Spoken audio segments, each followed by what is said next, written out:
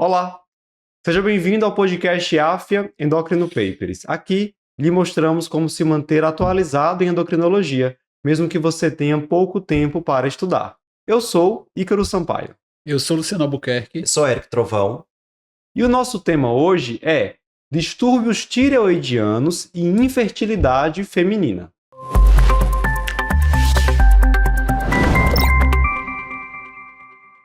Pessoal, foi publicada recentemente uma revisão no JCM falando sobre a relação entre disfunções tireoidianas, anticorpos tireoidianos e infertilidade feminina. Eles trazem uma longa discussão relacionada aos mecanismos pelos quais os hormônios tireoidianos e particularmente a disfunção tireoidiana poderia ser causa de infertilidade, bem como a relação entre os anticorpos positivos e a ocorrência de infertilidade, além de discutir possíveis condutas, indicações de tratamento de acordo com o diagnóstico de cada paciente. Esse é um tema super interessante, costuma despertar muitas dúvidas na prática com aquelas pacientes com função tireoidiana limítrofe, que muitas vezes vão ser submetidas a alguma técnica de reprodução assistida, e se a gente deve ou não iniciar a levotiroxina nesses cenários. Isso é discutido nesse artigo, nessa revisão, e, portanto, nós teremos agora um videocast falando apenas sobre esses pontos. Eric, Oi. Vamos começar discutindo a ação dos hormônios tireoidianos sobre os ovários e sobre o endométrio, para a gente entender como é que eles participam da questão da fertilidade e da reprodução. Bem, Carol, acho que a primeira coisa que a gente tem que esclarecer é que a gente não compreende tudo ainda sobre isso. O que é que a gente sabe? Existem receptores de hormônio tireoidiano e existem receptores de TSH no sistema reprodutivo feminino. Então, se a gente for para o ovário e a gente olhar ali as células da granulosa e o próprio ócito, a gente vai encontrar ali esses receptores, eles estão presentes. Então, obviamente, existe uma função da questão tireoidiana sobre o ovário. O que é que se acredita? Como os receptores eles estão mais localizados nas células da granulosa, nos ócitos, então provavelmente os hormônios tireoidianos eles participam do processo de foliculogênese, né, de maturação desse ócito, tá? Então, se você tem pouco hormônio tireoidiano, teoricamente você teria aí talvez uma redução desse desenvolvimento folicular, o que poderia talvez atrapalhar a ovulação, certo? Então, o primeiro ponto é esse, no ovário a gente tem receptor nesse local, existe função tireoidiana nesse local. Mas o endométrio, ele também tem esses receptores, né? Não só receptores de hormônio tireoidiano, mas receptor de TSH, e também já foi visto as deiodinases, todos os tipos, tipo 1, 2 e 3, estão presentes no endométrio. Inclusive, uma hipótese gerada, que eu acho assim, bem interessante, é bem... Né? Porque a gente pensa que pessoas sempre pensam no hormônio tireoidiano seja sendo sintetizado todo o processo apenas na tireoide, mas assim, acredita-se que talvez, como tem o receptor TSH, tem todas as deiodinases, né, parece que tem outras enzimas também relacionadas aí à síntese do hormônio tireoidiano, parece que o endométrio ele tem a capacidade de secretar o hormônio tireoidiano, tendo assim uma ação parácrina local, né, sintetiza pelo estímulo do TSH, ele já age ali localmente, certo? Favorecendo essa função endometrial para receber o concepto. O momento do ciclo menstrual, que parece ter mais receptores, é a metade ali da fase lútea, né, que é a fase secretiva do endométrio, que coincide com o pico de progesterona, e até acredita-se que a progesterona ela interfere ali também com a presença desses receptores. Então, aparentemente, o hormônio tireoidiano no endométrio tem a função ali de estimular essa fase secretiva para possibilitar que haja anidação, né? Que o embrião em desenvolvimento ele já se implante ali no endométrio. Então, sim, a função tireoidiana ela parece importante para a função reprodutiva feminina. E a partir daí, Eric, já fica fácil pensar que possivelmente uma quebra dessa fisiologia normal, alterações dos hormônios tireoidianos vão interferir na fertilidade ou vão interferir no processo de implantação do embrião. Ícaro, agora eu acho que como eu falei que a gente não conhece tudo, isso ainda tem muita coisa para a gente descobrir. Não à toa, muita coisa que a gente vai falar daqui para frente, a gente vai ver que ainda existe dúvidas. Porque a própria questão da fisiologia não é completamente compreendida. Então a gente ainda não consegue explicar muita coisa, muitas alterações. A gente sabe que pode estar relacionado aí a uma questão de talvez infertilidade, alteração do ciclo menstrual, talvez uma dificuldade em técnicas de reprodução assistida. Mas como a gente vai discutir, muita coisa ainda está na dúvida. Sim. E a dúvida ela surge desde o início, desde a parte da parte básica, de mecanística, a gente não sabe tudo. Então, acaba a gente não sabendo tudo. Então, a gente é bom dizer que a gente vai lançar muitas dúvidas aqui ao longo dessa conversa, né? Muita coisa ainda não tem resposta. Faz parte do debate. Faz parte do debate. Luciano, hipertireoidismo. De acordo com essa revisão, como é que o hipertireoidismo franco e subclínico interfere na fertilidade? Então, Ícaro, a gente tem no hipertireoidismo franco, acho que o quadro até sempre vai ser, né? Tanto no hipotireoidismo como no hipertireoidismo, vão ser os quadros mais graves, os quadros com maior interferência. A gente lembrar-se da fisiologia do hormônio tireoidiano, né? Um dos marcadores de funcionamento é a própria SHBG, que é a globulina ligadora de hormônio sexual. Então, o hormônio tireoidiano estimula a produção de SHBG. Então, no contexto de hipertireoidismo, vai existir essa tendência de aumento de SHBG. Se aumenta esse SHBG, o que ocorre? Você vai ter mais hormônio ligado, menos hormônio livre, e esse desbalanço pode favorecer uma menor atuação desses hormônios no seu sítio de ação. Então, isso já seria um ponto ali, inicial de efeito desses hormônios no endométrio, precisa da maturação do endométrio para poder ter a anidação. Além dessa situação, você também tem um estímulo periférico da conversão de androgênio em estrógeno, via aromatase, via outras vias relacionadas. Então, quando você tem o hipertiroidismo, você tem uma tendência de hiperestrogenismo e de um maior hiperestrogenismo ligado também, né?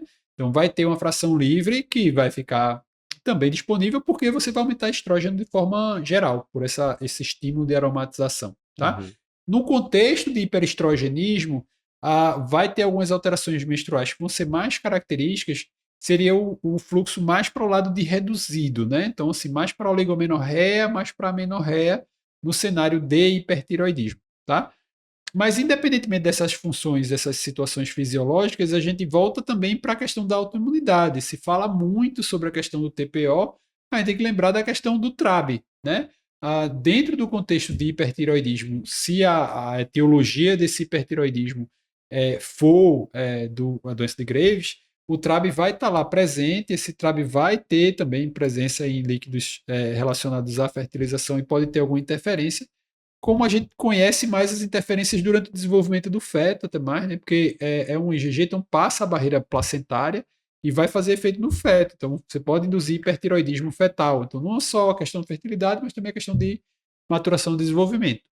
Pensando no cenário do hiper, outra coisa que a gente tem que levar em consideração é o tratamento do hipertiroidismo, né? As drogas antitireoidianas têm ali aquela história da aplasia cutis, que fica ali na dúvida se realmente existe ou não. Então, tem aquela recomendação, que não é por acaso, de que se a paciente tem hipertiroidismo, está com hipertiroidismo controlado, usando dose mínima, se descobrir gravidez é para interromper imediatamente o uso da medicação, porque a medicação passa e a medicação pode estar associada a alguma alteração na formação fetal, tá? Então, você tem que ter cuidado com essa questão do tratamento também. E, por fim, no contexto de algumas técnicas de fertilização, que pode ter algum grau de hiperestimulação. Então, se você tiver um quadro de hipertiroidismo, mesmo que seja um hipersubclínico, C3 e T4 ali muito próximo do limite superior, pode ocorrer durante as tentativas de fertilização de aumentar esses níveis e acabar entrando num sistema de ter algum problema para a questão da fertilização em si. Perfeito. O hipertireoidismo não parece ser o maior problema, né? Quando a Isso. gente pensa nas alterações de função tireoidiana e fertilidade. Diferentemente do hipotireoidismo, que tem uma associação importante com infertilidade por diferentes mecanismos. O hipotireoidismo pode atuar de forma direta e de forma indireta no comprometimento da fertilidade. De forma direta, ele prejudica a foliculogênese, prejudica a resposta desse oócito ao FSH. Basta a gente lembrar, como o Eric citou anteriormente, que essas células têm receptores para hormônios tireoidianos. O hipotireoidismo prejudica também a esteroidogênese e atua reduzindo os níveis de SHBG. Do ponto de vista de ciclo menstrual, o que é mais comum de ser observado aqui já é o oposto do que o Luciano citou com o hipertireoidismo. No hipotireoidismo, geralmente acontece um aumento do fluxo menstrual, um quadro de menorragia. Perdas. Indiretamente, em situações de hipotireoidismo primário, a gente vai ter uma redução do feedback negativo dos hormônios tireoidianos lá no hipotálamo, consequentemente aumenta o TRH, que por sua vez estimula a liberação de prolactina pela hipófise anterior. E essa prolactina vai inibir os pulsos de GNRH e, consequentemente, inibir a liberação das gonadotrofinas, FSH e LH, o que vai acabar também sendo um mecanismo para infertilidade nesses pacientes. O hipotireoidismo franco está bastante associado realmente à infertilidade.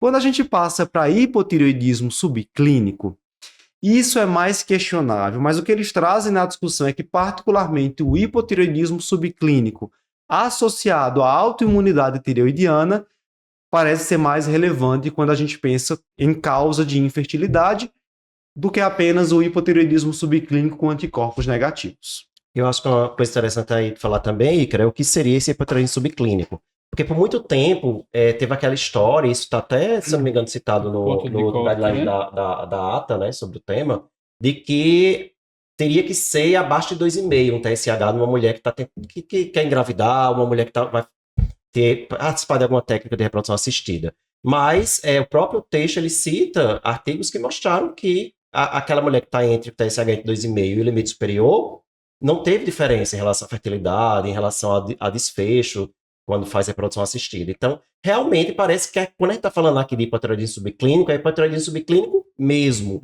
com TSH acima do limite superior da normalidade. Então, geralmente ali em torno de 4,5. E não uma mulher que está com TSH de 3, por exemplo. Né? Não, aí cabe só um adendo nesse cenário desse 2,5, porque assim, uma coisa é você ter uma mulher eutiroideia, que não tem histórico de doença tiroidiana, e que aquele TSH normal, esse conceito de normal é populacional, então pode ser que o TSH normal dela, historicamente, seja 3, então assim, ela não faz uso de hormônio tiroidiano, ela não tem doença na tireoide, não tem nada, e o TSH dela é 3, 3,5, aquele 3, 3,5 é o normal dela, tá?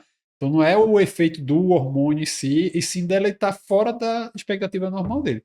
Outra coisa para uma paciente, por exemplo, que teve um câncer de tireoide, fez uma tireoidectomia, está tomando levotiroxina e tomando levotiroxina está 4. Então, assim, se a paciente tem hipotireoidismo, está em tratamento do hipotireoidismo, ainda existe, ainda persiste essa recomendação de você buscar, se ela está dizendo que Abaixo está tentando, você tentar manter abaixo de 2,5. Até pensando naquele mecanismo de adaptação fisiológica do início de gravidez, que quando tem o primeiro trimestre, o HCG vai funcionar como TSH e vai ter aquele processo de estimulação da produção do hormônio tireoidiano. Então, se na fisiologia, quando a mulher engravida, vai aumentar a produção do hormônio tireoidiano, na patologia, né, na mulher doente, né, que ela está fazendo reposição, você tem que deixar ela como se fosse preventivamente um pouquinho mais do Porque que... quando ela engravidar, esse alvo de 2,5 você vai fazer existir. o ajuste, mas já passou algumas semanas, né? Então, assim, você já está meio garantindo preventivamente aquela necessidade aumentada de hormônio tireoidiano, né? Excelente. Eric, um dos pontos que eu mais gostei dessa revisão é quando ele discute os mecanismos pelos quais a autoimunidade tireoidiana, mesmo na ausência de alguma disfunção hormonal, pode interferir na fertilidade. Então, a gente está falando agora da mulher que tem anticorpos positivos, mas está eutireoideia. Qual seria uma possível explicação, do ponto de vista ali biológico? A gente não está falando aqui de evidência científica. Explicação biológica para essa relação entre os anticorpos e a fertilidade. Então realmente ela parece existir, certo? Anticorpo positivo com função tireoidiana normal parece realmente aí dificultar a questão da fertilidade dessa mulher.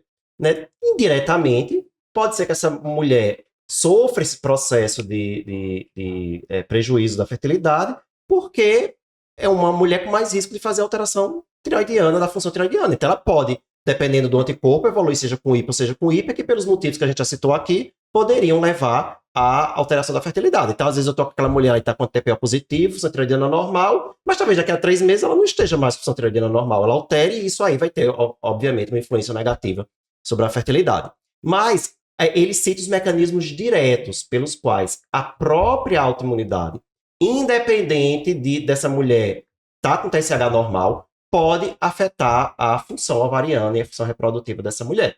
Certo? Então, por exemplo, já foi visto que o anti-TPO, né, ele está presente ali no líquido folicular. Se você tem um folículo esses anticorpos, eles atravessam ali a barreira folicular, entram no folículo e pode ter um efeito citotóxico ali do oócito. Isso, obviamente, vai ter um prejuízo para a ovulação dessa mulher, para um oócito saudável, para ela ovular e, obviamente, ter a fertilização.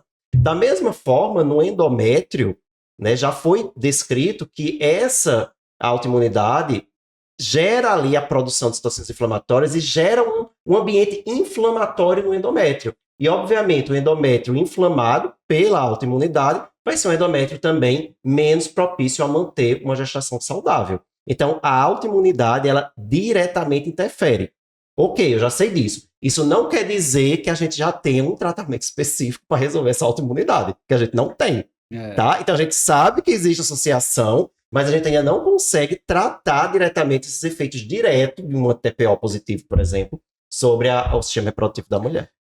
Falando um pouquinho só dessa história da autoimunidade, né, de tratamento, depois acho que a gente vai comentar mais, mas aí tem três coisas que podem ter interferência, né, assim, uma é a história do iodo, mas a gente vive num ambiente de suficiência de iodo e tem essa recomendação que dosagens individuais não devem ser estimuladas, mas se a gente tivesse ali uma paciente que tem algum fator de risco para ter deficiência de iodo, aí talvez no contexto de deficiência você tratar teria algum benefício. A mesma coisa se aplica a selênio, né? Também tem alguns estudos que mostram que poderia ter alguma interferência com imunidade, tem alguns estudos na oftalmopatia de Graves leve, o selênio com algum benefício, e também, né, mesma coisa na autoimunidade do anti-TPO também. E outra que às vezes muita gente deixa passar a história do ferro, né? Assim, o ferro, lembra que tem um radical M lá no meio da tiroperoxidase, e aí precisa ter ferro para formar esse radical M. Então, se você está planejando gravidez, tendência tiroidiana, até otimize essa parte nutricional toda. Agora que geralmente uma mulher que já está planejando gravidez já vai otimizar essa parte. Mas assim, caso seja uma gravidez ao acaso e tendência tiroidiana, não aí beleza, né? Não tava, né? É bom checar para repor o que precisa.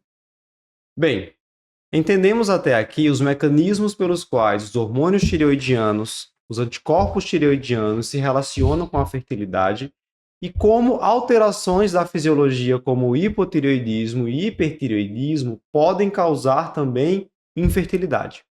Agora vamos falar de conduta.